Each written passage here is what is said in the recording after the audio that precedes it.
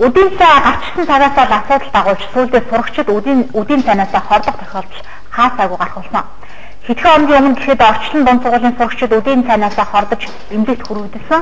За одоогоор мэргэжлийн байгууллагууд шинжилгээ хийж байгаа ч шинжилгээний урьдчилсан дүнгээр мянгаас үүдсэн хоолны хордлого болох нь тогтогдоод байна. Өнгөрсөн сард нийслэлийн хаав дөрвөн 34-р сургуулийн 200 гаруй хүүхэд үдийн цайтай хорцсон мэргэжлийн байгууллагын дүгнэлтэд тогтогдсон. Энэ мэдээлэл намжаагүй байхад орчлон дунд сургуулийн сурагчид үдийн цайтай хорцсон мэдээлэл нэлээд шууган дэгдэгд байгаа. Өнгөрсөн 9-ний өдөр тус сургуулийн сурагчид үдийн цайтай бэрээсэлсний дараа толгой эргэх буйжиг шинж тэмдгүүд хийдэлсэн байна. За энэ хөгсөн урьдчилсан мэдээгээр бол нянгаар халдварласан хоолны хордлого байна гэж ингэж хэлсэн. Манай хүүхдүүд хоол иддэг, 1-2 дугаар хоол иддэг.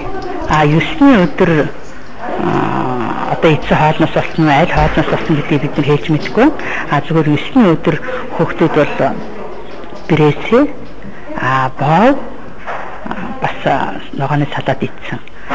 Яг тэрнээс болсон энэ гэдгийг баш нь хэлж мэдэхгүй байна. Мэдээж одоо шинжилгээ, судалгаа, хяналтын албаны одоо тандалтаар судалгаагаар шинжилгээний дүнгээр гарах.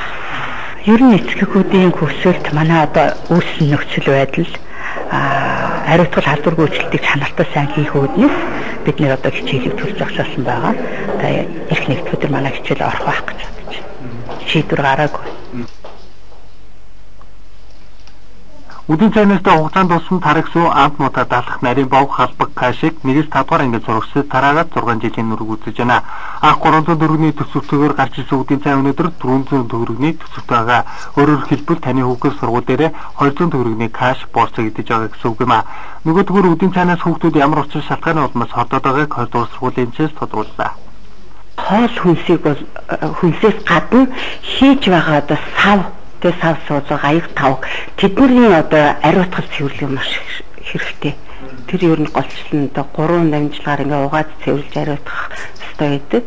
Хүүхдүүдийн мөн ингээд сургуулиуд ер нь ихэвчлэн яг үдийн цай хоолнд хамрагдаж байгаа хүүхдүүд нөгөө аяг тав гайгүй хөрөлцөө муутай байдаг учраас хүүхдүүд өөрсдөө гэрээсээ авч ирдэг байхгүй юу.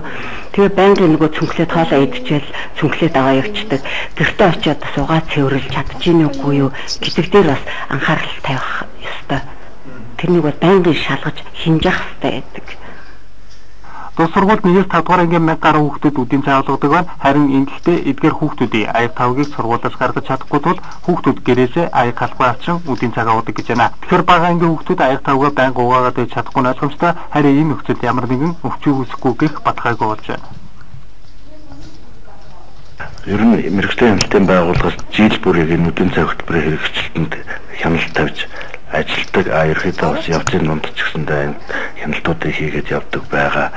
Тэгэхэд ер нь энэ хяналтын дүнгээс харж байхад манай нийслэлд гэлтгүй улсын хэмжээнд үйл ажиллагаа явуулж байгаа сургуулиудын маань 40 гаруй хувь нь зориултын биш хоолны газартай, зарим бүр огт газаргүй тийм хоол үйлдвэрлэлийн хувьд бол очир дутагдaltaй байдаг.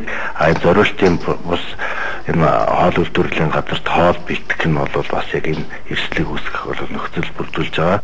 Улсын хэмжээнд үйл ажиллагаа явуулж байгаа ерөнхий боловсролын сургуулиудын 40 гаруй хувийн зориултын бас цайны газартаагаас гадна зөрчилтэй гэдэг нь мэргэжлийн хяналтын шалгалтаар тогтогдсон. Төрсөн сургуулиудын цайны газар зориултын бус байдгаас гадна мэргэжлийн бус хүмүүс ажилтдаг талаар албаны хүн хийжсэн удаатай тиймээс үдийн цай хор болох нь гэж хоосон ярьж байхаар дөрөвтэй арга хэмжээ авах цаг нь болжээ.